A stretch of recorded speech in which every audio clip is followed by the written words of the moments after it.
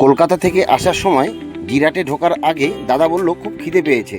জিরাট ঢোকার আগেই ডান দিকে একটা হোটেল আছে, হোটেলটার নাম মহাকাল ধাবা। দাদা আমাকে মাছ মাংস খেতে বলেছিল, কিন্তু আমি হোটেলে মাছ মাংস খাই না।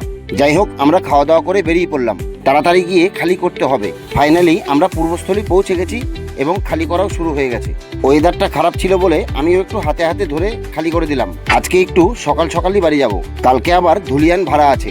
সকালবেলায় পারুলিয়া বাজারে মাছ কিনতে এসে অবাক হয়ে গেলাম এত বড় মাছ দেখে। আমার একটু তাড়াতাড়ি ছিল, তাই অন্য মাছ নিয়েই চলে এলাম।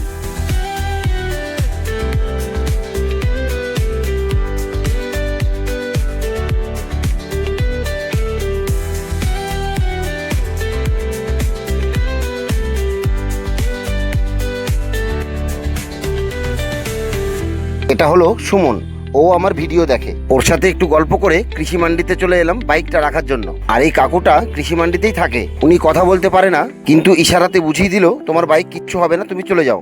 ওখান থেকে বেরিয়েই আরেকজনকে দেখতে পারলাম, এটা হচ্ছে আমাদের সম্পর্কে বিআই। গাড়িতে জলগাট লাগানো নেই, তাই দিলীপ দাকে বললাম ঝটপট করে জলগাটটা লাগিয়ে দাও। জলগাটটা লাগিয়ে একটু রেডিয়ামও লাগিয়ে নিলাম। কেমন লাগছে কমেন্ট করে জানাবে। এদিকে পার্টি বারবার ফোন করছিল, তাই আর দেরি না করে গাড়ি লাগিয়ে দিলাম। এবার লোড হবে। আমার গাড়ি লোড হওয়া শুরু হয়ে গেছে। আজকের মতো এইটুকুই, টাটা, বাই বাই।